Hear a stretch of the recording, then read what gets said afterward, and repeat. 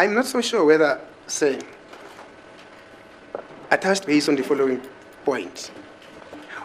Why did you use NGA, which is a new generation ammunition, the cellar and ballot ammunition, the FMJ, and those other two, which you can't remember what make were they? Why did you use these types of ammunition? Which is different. Inhlamvu zase-NGA ezaka-Stallion ballot zaselia ballot nezaka-FMJ nalezo the awuzazi yini isizathu sokuthi ukhethe ukuthi usebenzise lezi inhlamvu? Well, only the PMPs were the FMJs. The rest of them, I took the FMJs. I took the CMJs. Manje kwaku ama-PMP kuphela FMJ FMJ lezi ezinye zonke zazu-CMJ. And I wanted CMJs from different manufacturers. Manje angifuna ama-CMJ aphuma kwakhiqiza behlukene. Thank you.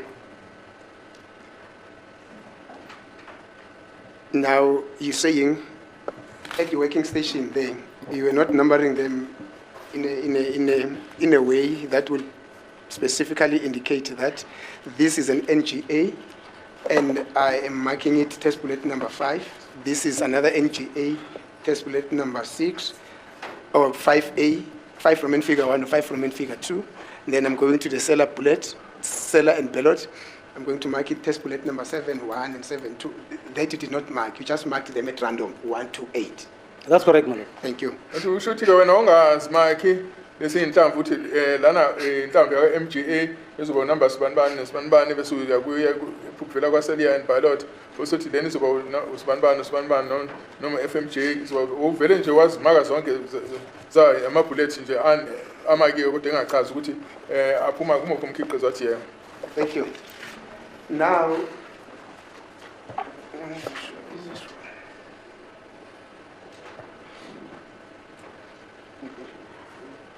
the second one.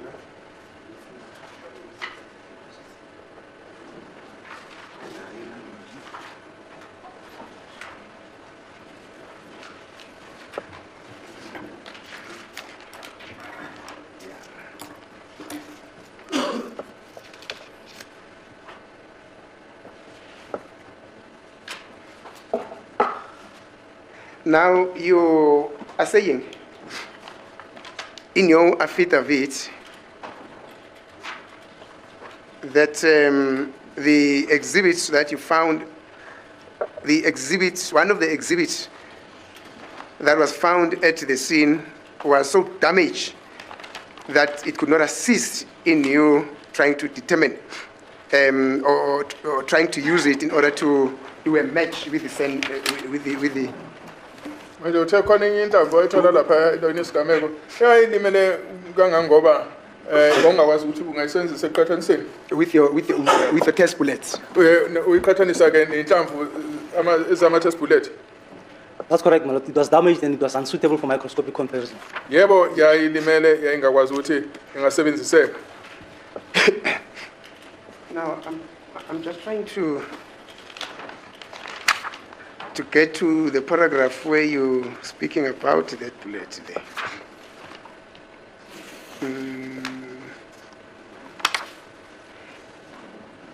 But then you are saying, if my memory serves me well, that you could identify that damaged bullet as a 9mm bullet, not so.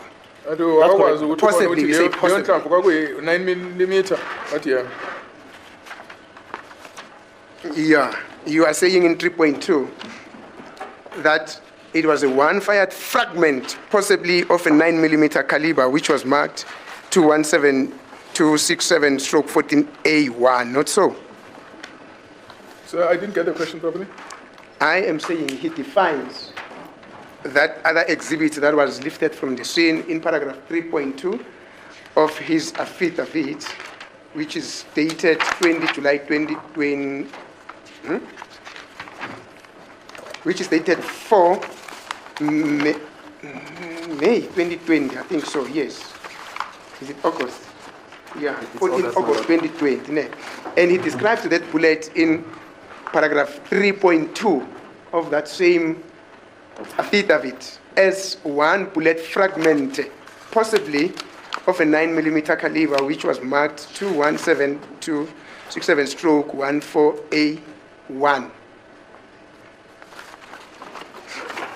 Counsel just referred to the exhibit to make it easier for the witness. I think he's referring to exhibit X13C. That is 13C. I'm sorry. That is 13C.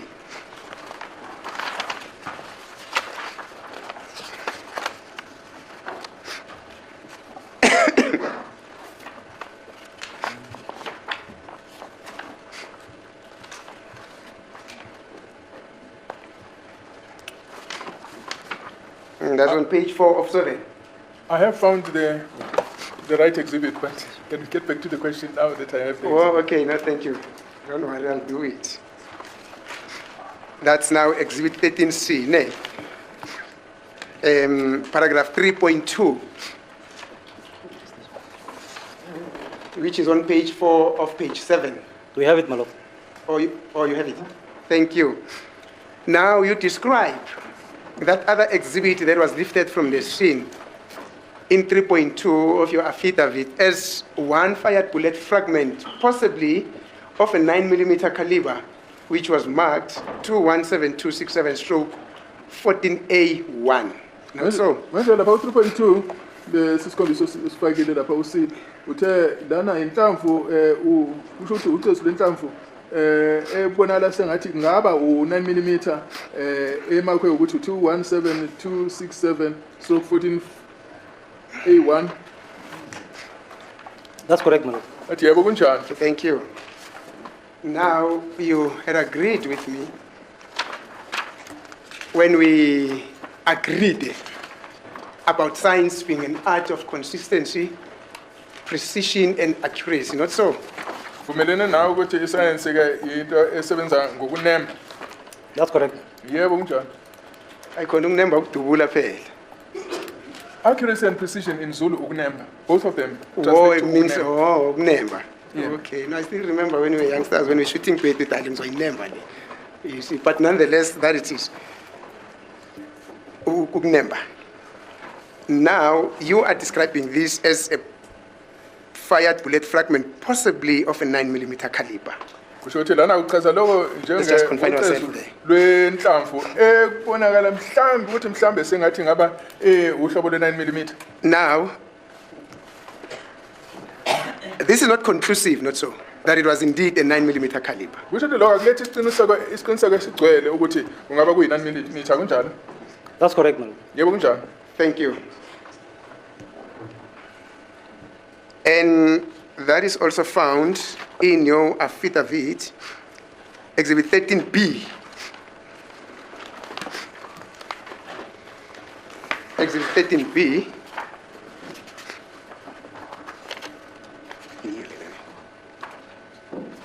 Page 3 thereof, on paragraph 3.3.1. Athi kuyavela futhi nelokhu lapha ku exhibition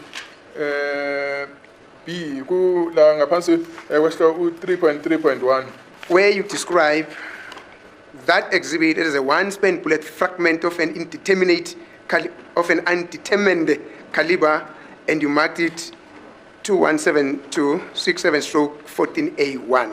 The same as that one. So, lapho ke ukuthi ucezu inhlamvu engakwazi ukuthi ichazeke ukuthi yayi caliber engana noma ubukhulu obungakanani kodwa ke ima kwenjengo 217267-14A1 wathi yeah. That is the extent of this damage, made it to be not to be easy to determine with precision, being science having that art of precision, with precision, whether this was a 9mm bullet or not. So, kusho ukuthi ke wangakwazi ukuthi kuletheke isiqiniseko sokuthi ngempela le nhlamvu uhlobo le9mm. Because it's damaged, my lord, I could not determine the caliber of it. thank you. Ngoba ilimele le nhlamvu ungakwazi ukuthi ngilethe isiqiniseko sokuthi yayi caliber noma ubukhulu obungakanani. No. Very quick one on this one. I'm speaking this under corrections because when you were alluding to this point, I was busy taking something down, so I'm not so sure. I must apologize in advance if I misunderstood you well. But did I understand you to mean that when you were I think when you're cross-examined by my colleague, Mr. Ramusipeli, that the bullets that were found at the scene, the fragmented one and the one that was still user-friendly, were of a 9mm caliber. Did I get you well there? Didn't get the last part. I'm asking whether I got him well when he said that. Sorry, the acoustics are not helping. Can you please repeat again? Oh, the whole question. Yeah, no, just the last part. The last part is, I am not so sure whether, as I'm saying, my mind is working backward. When he was being cross-examined by Mr. Ramusipeli, he said the bullet that was damaged beyond repair and the one that was still user-friendly that was found at the scene were 9mm caliber bullets. Akulona iqiniso ngesikhathi ubuza ubaba uMsibidi ukuthi ke lezi inhlamvu ezimbili le eyayilimele kangangoba engasakwazi ukusebenziseka nale ebikwazi ukuthi ungakwazi ukuthi uyihlole Can you get the last part? They were of a 9mm caliber. Zombili ke ungathi uthe zasi uhlobo le 9mm. Well, I was mostly speaking of a 9mm bullet and a bullet fragment. Mina ngikhulume ngobullet yo 9mm ke nocezu lwenhlamvu. Oh, so it means I misunderstood you when you said it could have been a 9mm fragment bullet. Usho ukuthi angikuzwisisanga kahle ngoba bengizosengathi uthi ucezu lwenhlamvu ewu 9mm. Well, I only mentioned the bullet is a 9mm. The fragment I said is undetermined caliber or possibly 9mm. But I've never said it's a 9mm. Wow. Cha ngizangisho ukuthi 9mm engishilo mina ukuthi ngithole inhlamvu ngase ngithola nocezu lwenhlamvu engenzeka mhlawumbe ukuthi ingaba iwu 9mm. No, thank you. Now, I wanted us to go to the cellar and the ballot bullet that you also fired, but you had already answered and said that you did not specifically dealt with them individualistically. As in, these are two bullets from new generation ammunition. Now, from this point, I'm concentrating on them. Now, the cellar and bullet, from this point, I'm concentrating on them. You just did your test randomly, not so. Njoba ungashongo ukuthi uhlale phansi wamakho ukuthi no lezi inhlamvu lezi ezivela kwaSelia and Bellot kodwa uthe uzihlole zonke inhlamvu ungamakile ukuthi inhlamvu ivela kodwa uzihlolile kanjani? That's correct, my lord. Yebo kunjani? Thank you. You know, but I'm very curious to know this new generation ammunition. When you compared it with the same bullet, what did it give you? Le enhlamvu evela kwa new generation ammunition wathi umuyikhathanisa wathola umuyikhathanisa ke nale nhlamvu etholekele endaweni yesigameko. My lord, I'm still repeating my answer. I cannot tell whether which one was cellular and pellet when I was looking at it. I was just picking any bullet and comparing it. So I cannot say that the cellular and pellet did look like that, and then the SNW or SNB cellular and pellet looks like SNB. Yeah. Njengoba sengishela ukuthi bengivele ngicaphune nje ngithathe inhlamvu bengabheki iqala ukuthi inhlamvu yakupha ngeke ngisho ukuthi lena iyona vele yayinempawu ezifana noma iyona yayinempawu ezingafani ngoba bengivele ngithathe nje. That is where my concern is, and I don't want us to argue this point. I just want clarity. You understand? Now you fire this SNB, the cellular and pellet. You fire two of them. Is that not the reason for firing them? You had to go and compare them with the sin bullet. Manje njengoba uthi udubule inhlamvu embili ezivela kwa SNB cellular and pellet. Akulona yini iqiniso ukuthi wathi uma uzidubula lezo awuzidubula ngoba ufuna ukuziqhathanisa nenhlamvu etholakala endaweni esigameko. The purpose was to shoot all the tests, compare all the tests that I have fired with the exhibit bullet. All the tests, not specific bullets. Inhloso kwakuthi ngidubule zonke lezi inhlamvu bese ngiqhathanisa zonke lezi inhlamvu nenhlamvu engayithola endaweni yesigameko hayi ukuthi ngiqhathanise inhlamvu ezithisi. Thank you. And now, scientifically, that is, or ballistically speaking, that is known as a known match, not so. Because you know, you fired this bullet from, you fired all these types of bullets, the NGA, the cellular and pellet, the FMP, and those other two that you had forgotten where you got them from. You fired them from the same firearm. Now, ballistically speaking, those will be known matches, not so. Usho ukuthi ke, can I please ask for a repeat again? Yeah, no, I realize, my Lord, Mr. Ngobo is a little bit tired, you see, but don't worry, Mr. Ngobo. It's been an all day, but it's been a very long day. But what I'm saying is, the reason why he fired all these different types of bullets, was it not for him to compare these bullets with the sin bullets? Kusho ukuthi ukudubula kwakho lezi inhlamvu usiqhathanise kwakuthi wawufuna ukuthi usiqhathanise nale nhlamvu ephuma endaweni yesigameko kunjalo. My Lord, was to compare all the bullets that I fired, all the CMJs from different manufacturers with the exhibit bullet from the crime scene. Ngangifanele ngiqhathanise zonke inhlamvu wonke o-CMJ nale nhlamvu etholeke endaweni yesigameko. Thank you. So basically the purpose why you fired all these types of bullets was to compare them with the sin bullet. Kusho ukuthi-ke inhloso yokuthi uqhathanise zonke lezi nhlamvu ukuthi kufanele uqhathanise nale nhlamvu evela endaweni yesigameko. That's correct, my Lord. Yebo kunjalo. Thank you. Now, what you did not do, as I understand you well, is that you did not specifically say or take down or note in your workstation or in your file that now I am comparing NGA, bullet number 1 from NGA, with the sin bullet. And this is what I am noting. That is not what you did here, not Kusho so. ukuthi awuzange ukwenzela ukuthi uvele uthi manje sengiqhathanisa ibullet yokuqala yaka NGA ngiqhathanisa nenhlamvu engiyithole endaweni yesigameko and ngithe uma ngiziqhathanisa lezi nhlamvu ezimbili ke ngase ngithola nakho. My Lord, that is not how I work. If I have the test, I'll compare all the tests. I'm not saying that there's a cellular bullet, I'm going to compare it, I must make notes. Say, no, that's not how I work. If I have the test, I'll take my test, put them on the side, my exhibit bullet, and take any of the tests, start comparing with the exhibit. Akuyona engisenza ngayo into engisenza ngayo ukuthi nje ngivele ngithathe zonke inhlamvu ngibekele eceleni bese ngithatha ke nale nhlamvu le ephuma endaweni yesigameko bese ngiyaqhathanisa zonke. I'm not trying to find out how do you really work. I am saying what it did not do here is what I've just explained to you, not so. I'm not trying to find out how do you work, but what you did not do here is what I've just explained to you. Ngizama ukuchaza ukuthi yini ongayenzange angizama ukutholisisa ukuthi impela usebenza ngayo indlela. Ngizama ukuthi yini ongayenzanga ngalelo la.